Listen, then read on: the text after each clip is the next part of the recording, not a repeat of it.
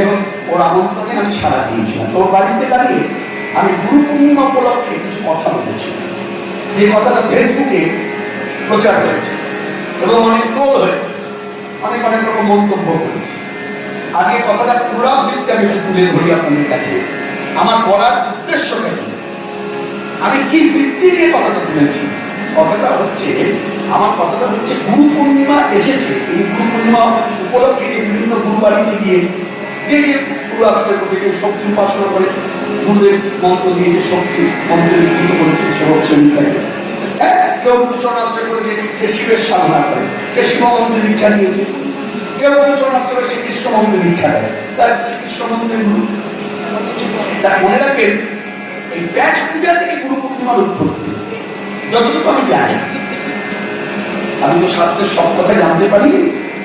হ্যাঁ, তো যতটুকু আমার উপলব্ধি হয়েছে তাতে বলা যায়